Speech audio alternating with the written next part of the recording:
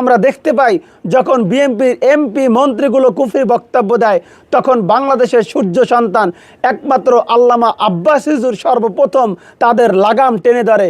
কিন্তু জামাতের কোনো মৌলবী তখন আমরা দেখি না যে বিএনপির এমপি কিংবা মন্ত্রীর কুফরি বক্তব্যের বিরুদ্ধে বক্তব্য দেয়।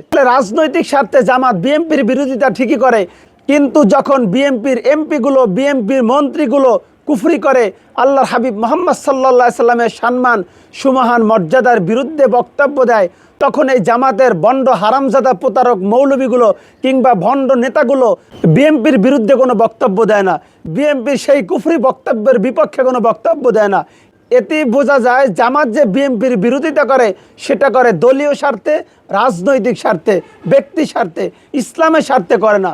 তবে তোমাদের মধ্যে আর আল্লামা আব্বাস হুজুরের মধ্যে পার্থক্য একটাই, সেটা হলো তোমরা বিরোধিতা করো রাজনৈতিক স্বার্থে, আর আল্লামা আব্বাস হুজুর যে বিরোধিতা করেন সেটা রাজনৈতিক স্বার্থে নয়, বরং আল্লামা আব্বাস হুজুর বিরোধিতা করেন দ্বীনের স্বার্থে, ইসলামের স্বার্থে, মুসলমানের স্বার্থে। আমি কয়েকটি উদাহরণ দিচ্ছি, আপনারা দেখুন। জামাতের মৌলবীগুলো কিংবা জামাতের রাজনৈতিক বিদগুলো বিএনপির বিরোধিতা করে সেটা সম্পূর্ণ নিজেদের স্বার্থে, রাজনৈতিক স্বার্থে, ইসলামের স্বার্থে নয়। যেমন আপনারা দেখুন, এই জামাত বিএনপির বিরোধিতা করেছে গণভোট ইস্যুতে, কারণ ওখানে স্বার্থ আছে, কিন্তু ওটার ভিতরে যে শিরক কুফর আছে সেগুলোর বিরুদ্ধে এই মৌলবীগুলোর কোনো কথা নাই, এই জামাতের ভণ্ড রাজনৈতিক বিদগুলোর কোনো কথা নাই।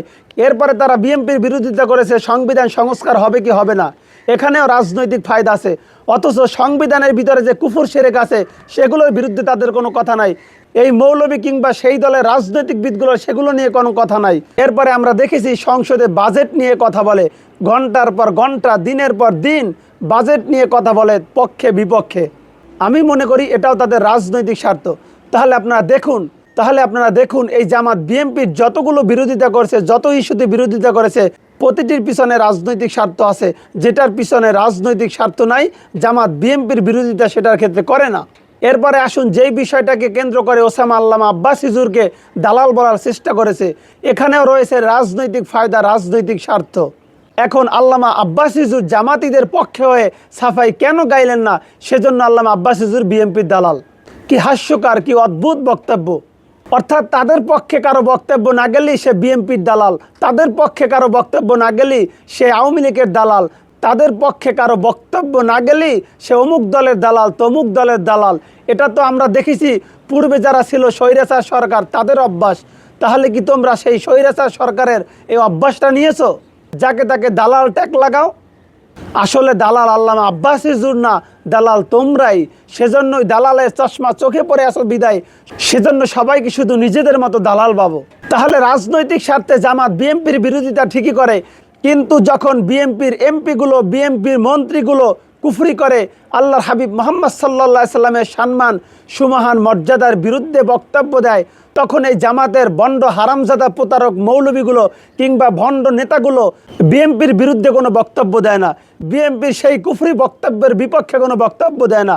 এতেই বোঝা যায় জামাত যে বিএনপির বিরোধিতা করে সেটা করে দলীয় স্বার্থে, রাজনৈতিক স্বার্থে, ব্যক্তি স্বার্থে, ইসলামের স্বার্থে করে না।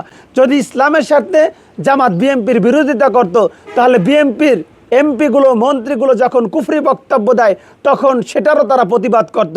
কিন্তু আমরা দেখতে পাই যখন বিএনপির এমপি মন্ত্রীগুলো কুফরি বক্তব্য দেয় তখন বাংলাদেশের সূর্য সন্তান একমাত্র আল্লামা আব্বাস হুজুর সর্বপ্রথম তাদের লাগাম টেনে ধরে। কিন্তু জামাতের কোনো মৌলবী তখন আমরা দেখি না যে বিএনপির এমপি কিংবা মন্ত্রীর কুফরি বক্তব্যের বিরুদ্ধে বক্তব্য দেয়। মৌলবী তোমরা যে এখানে চুপ থাকো সেটা তোমরা দালাল হও না। আর আল্লামা আব্বাস হুজুর তোমাদের ব্যক্তিগত স্বার্থে যদি কথা না বলে তখন আল্লামা আব্বাস হুজুর বিএনপির দালাল হয়ে যায়।